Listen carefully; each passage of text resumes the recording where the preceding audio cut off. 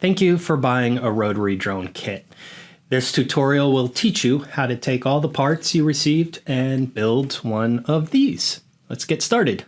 Now before you start building, you're going to need to have your tools ready. So here's what you need. You're going to need a hammer. A full-sized one isn't necessary. This is just what I have sitting around. You're going to need some needle nose pliers. You're going to need a small screwdriver. You're going to need a soldering iron and solder. And then scissors or wire strippers are optional.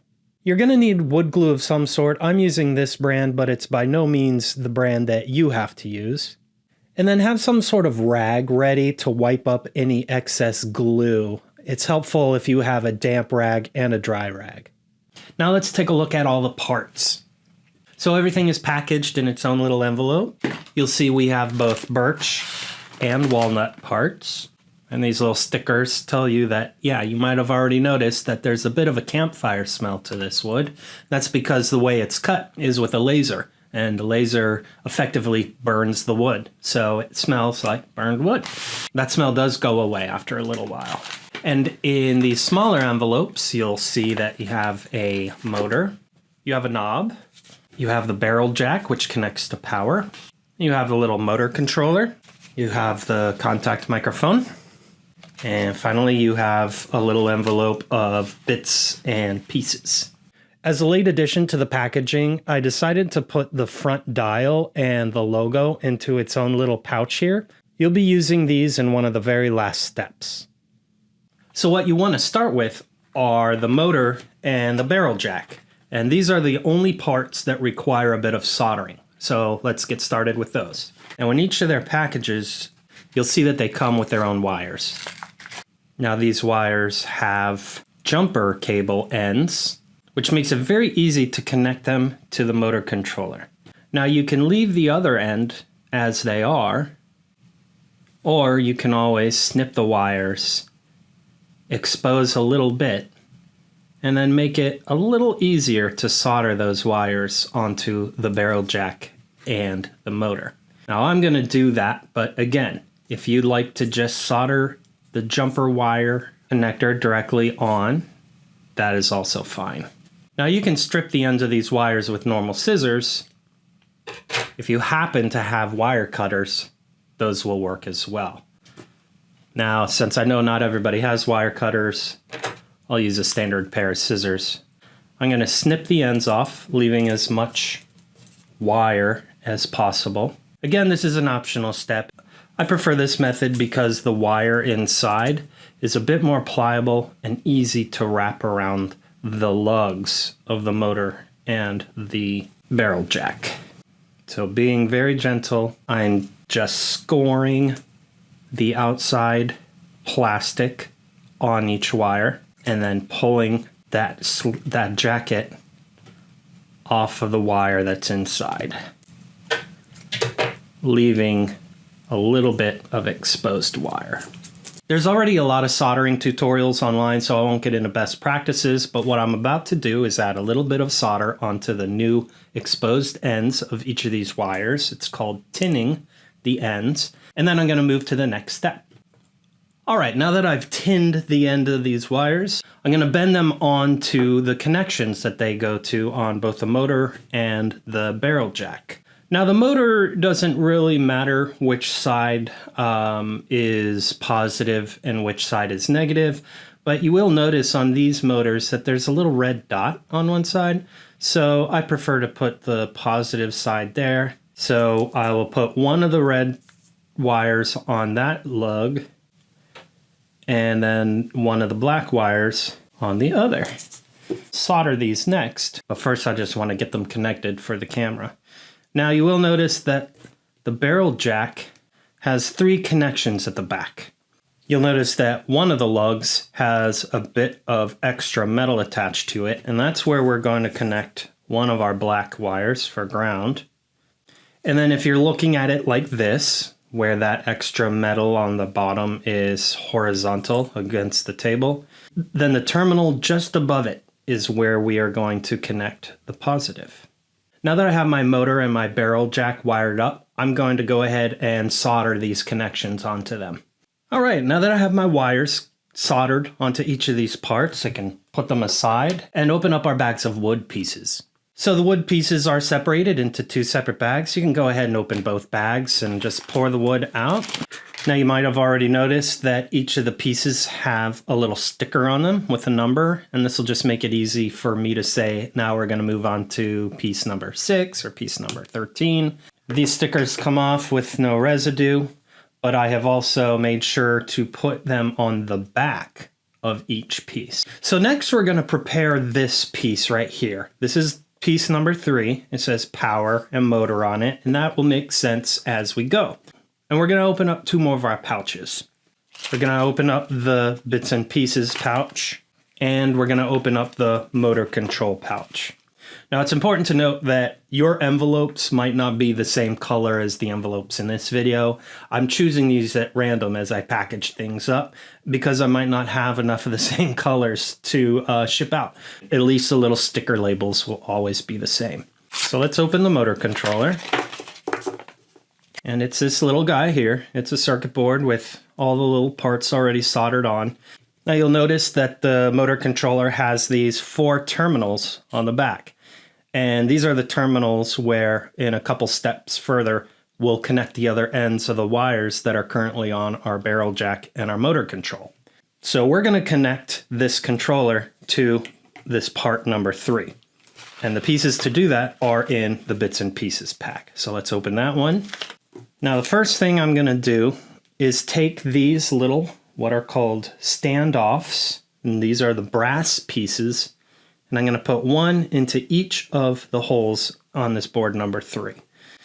Now you're going to want to put these into the side of the board that has the text on it. So I'm going to do that. And if you notice that it's a little tight to get these guys screwed in there, you can use, again, your little needle nose pliers. Get the standoff just seated in there enough, hold on to it with the pliers, and then spin the wood instead. So it's important to get these screwed all the way in until you don't see any more of the thread, and they are seated right on the wood. Now you'll notice that on this circuit board, that there are 4 holes, 1 in each corner, and isn't that handy that they line up perfectly with the standoffs. Now the way we're going to connect this board is just like the way I have it right here. The text is on the same side as these terminals. Now this is a step that you'll need your little screwdriver for. So now in our pile of bits and pieces, we're going to find our 4 silver screws here, and we're going to use 1 screw for each of the standoffs. And one by one, we're going to attach this circuit board. If you're finding that you are struggling to hold on to these little screws because you have sausage fingers like I do, you can always use, again, your needle nose pliers to hold them while you screw them into place. And just like with the standoffs, you want to make sure that these screws are nice and snug, so that this board is good and sturdy. So there you go. The motor control is now attached to part number 3.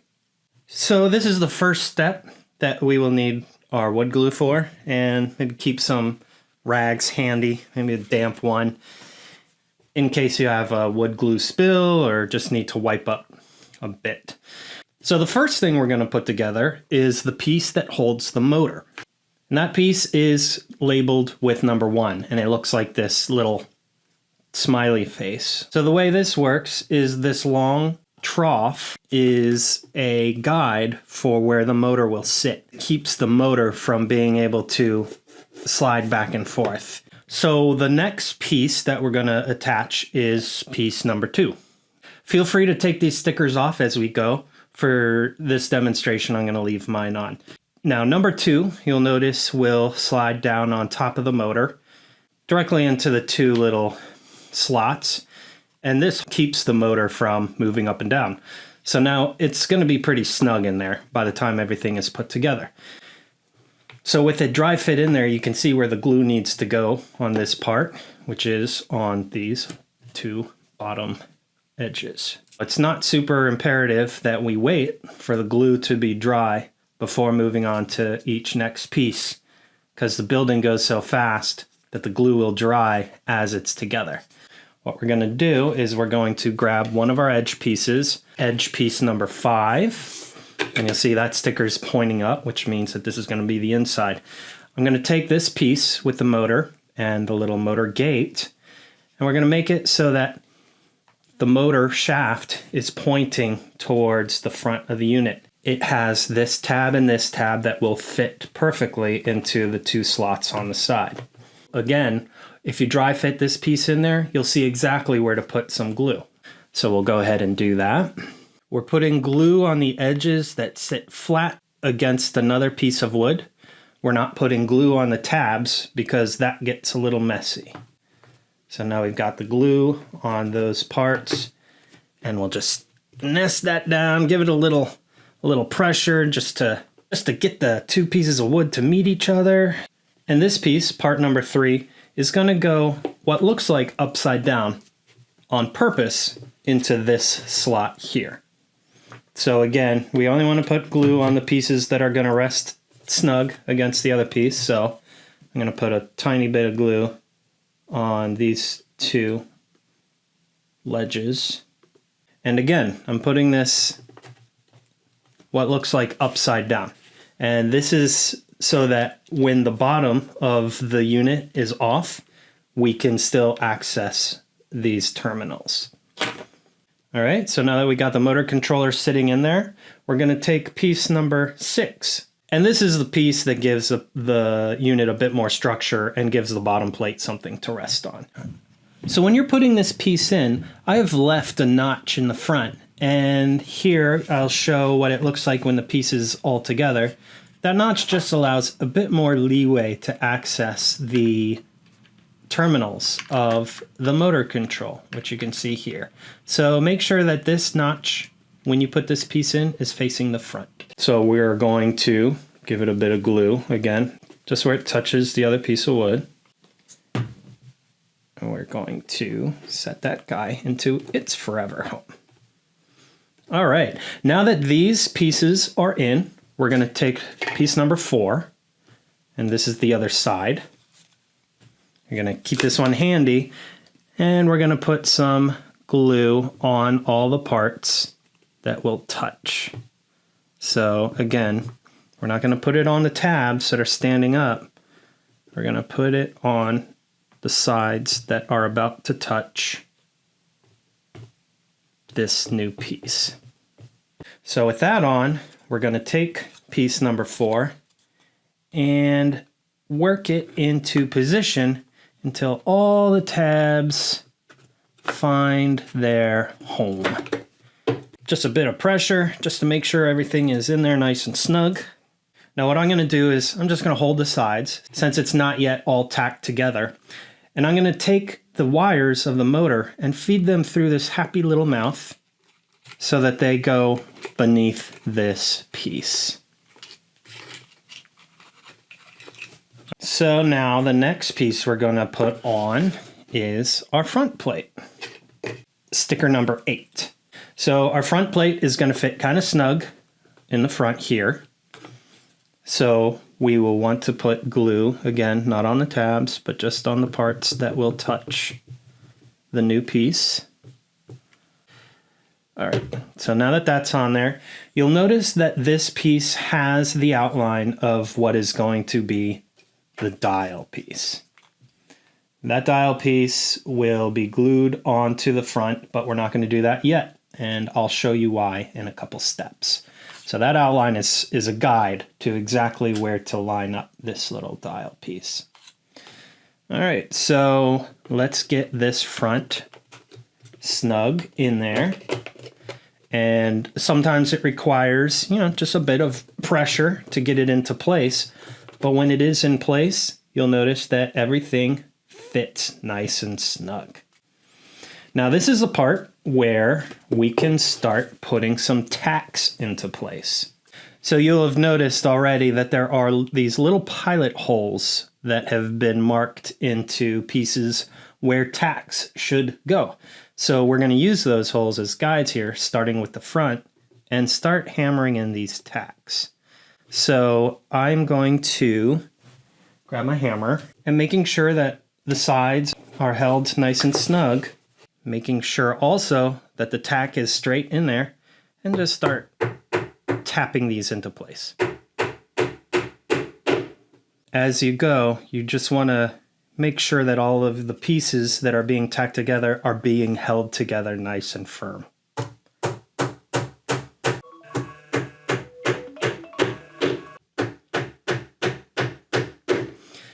Great. Now if you turn it onto its sides, you'll see that there's also a pilot hole to tack the front on from the side. So let's do those next. And one on the other side.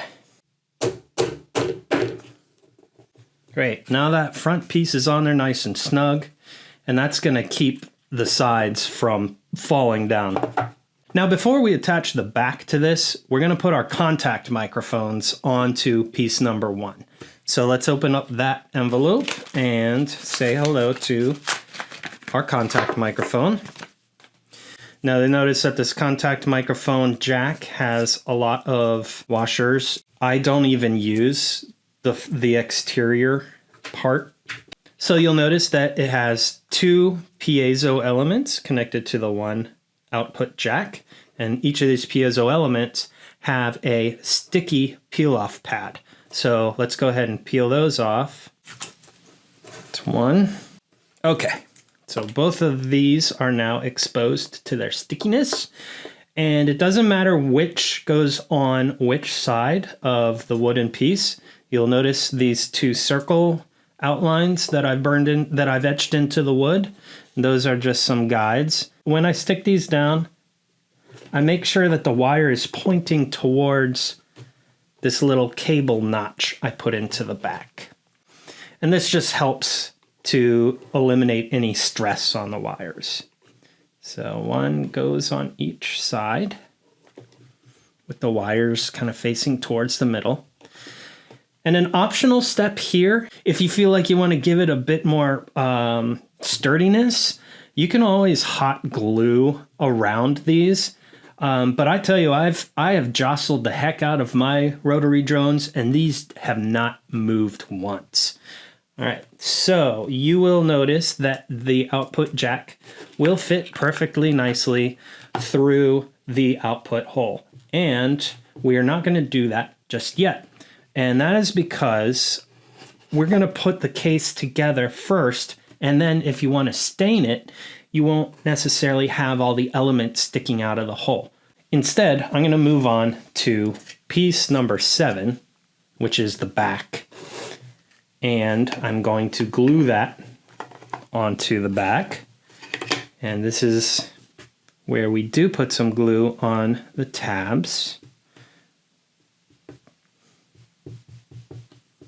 So now I'm going to move that into its forever home. And there it goes. If you're noticing it's just not getting into place, check the inside and make sure that the cables for these piezo mics are fitting through the little piezo mic wire slot and aren't being caught between this board and the back. The back should fit nice and snug without any kind of rocking back and forth. I'm going to go ahead and put some tacks into the pilot holes on this piece. Now it's a little awkward. You don't want to jam this piece down on the front while you're hammering, obviously, because it's got that part there. So you just want to just be careful. You can always put this down on the edge of a table if you want to do it that way. You also want to be careful of the motor shaft, that you don't jam that down onto the table. Again, as you're hammering these tacks in, you want to make sure that you're really putting some pressure on the sides so that they're seated in place nice and sturdy.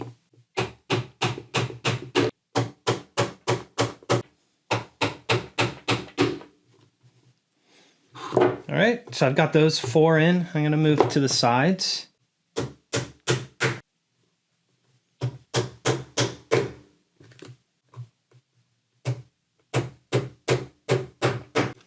And on to the other side.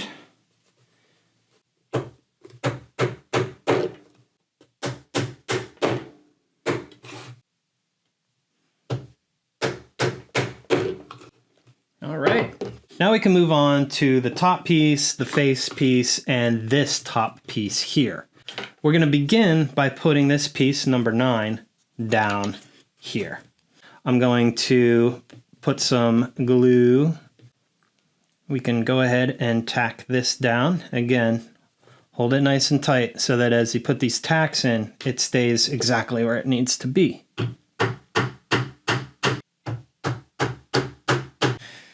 Now with that in, we're going to attach piece number 10. It will just sit flush against the side and it'll rest on the bottom here. So for this one, we're just going to put some glue on the sides here. Sit this guy in place. And he's naturally going to sit right where he needs to be because he's got this little tab here.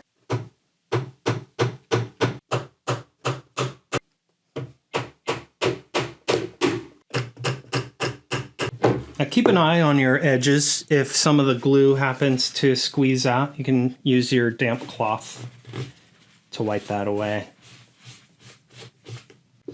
And now finally we want to glue and nail the lid piece down. And this piece is labeled number 11.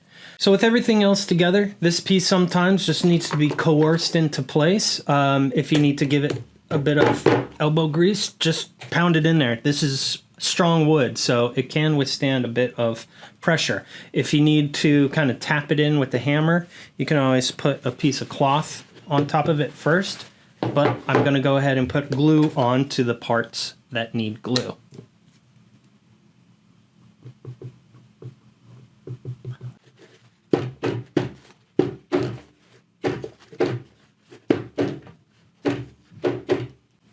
And again, I'm going to look for any glue that has squeezed out.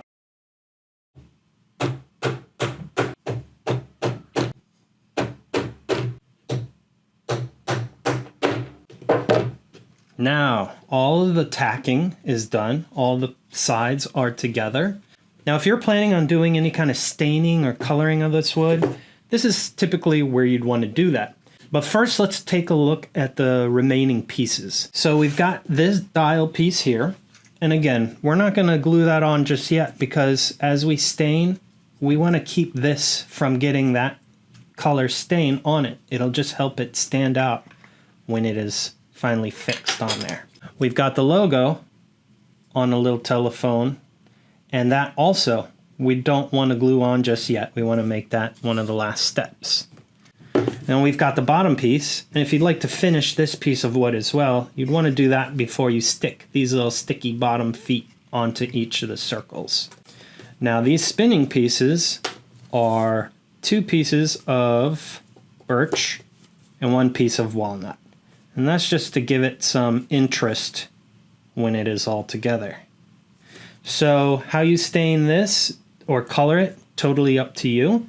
You can do it all one color, or as I'm about to do, I'm going to stain this walnut, the same color as this walnut. And then I'm going to do some just very light coating of a polyurethane over these 3 pieces here, just to give them a nice finish.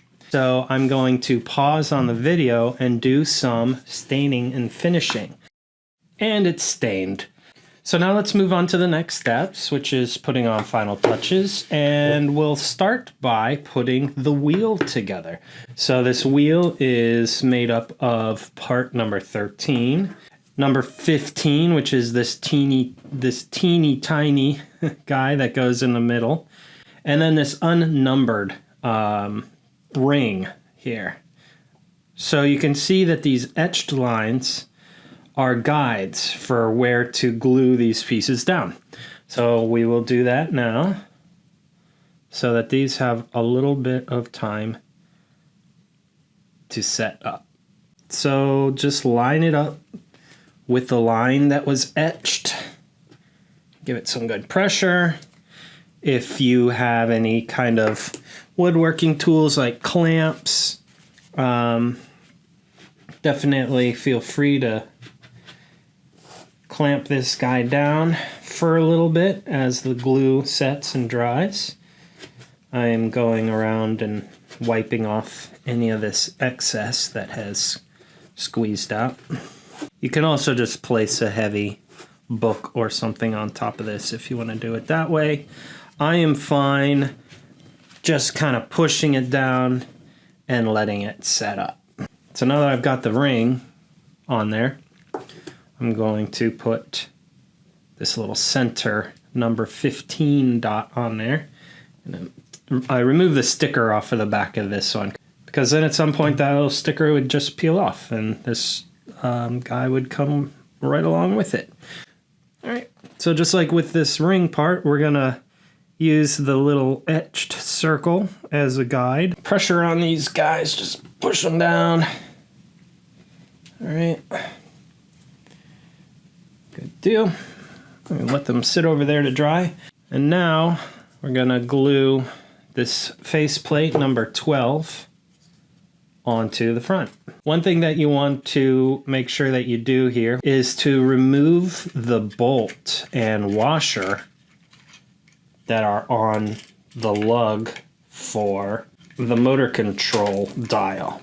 Now that the bolt and the washer are off, this faceplate will sit nice and flush. And the good thing about this the good thing about this faceplate is it's also held on by the bolt and washer that we removed. So you can start twisting by hand and then really tighten it with your needle nose pliers. And again, I'm going to wipe off a little bit of this excess glue. And now we can put the Rotary drone label on there.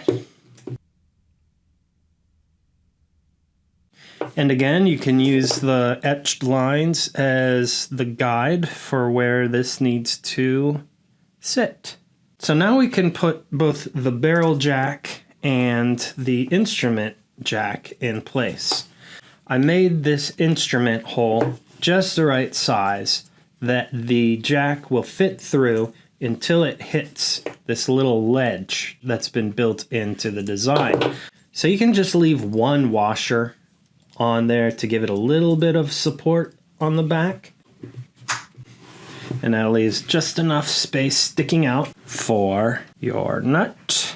Now you want to hand tighten this nut to get it started while you hold on to the instrument jack on the inside.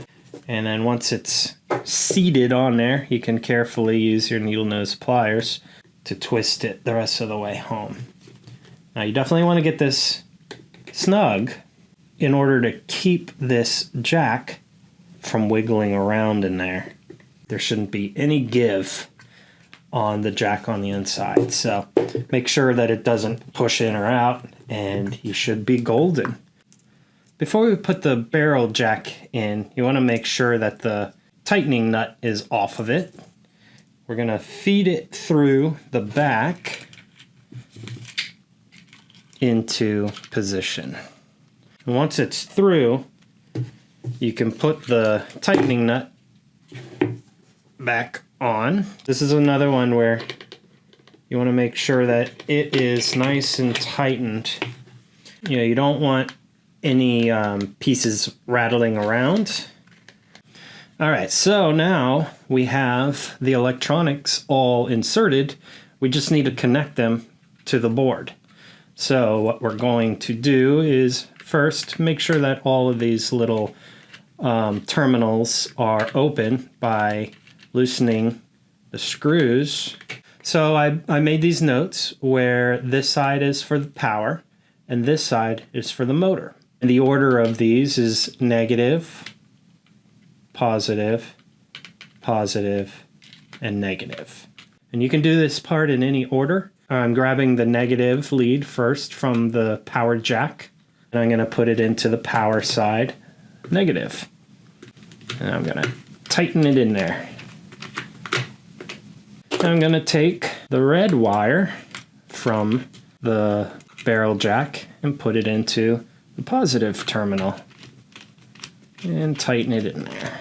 Now I'm going to grab the positive from the motor and put that into the positive motor terminal.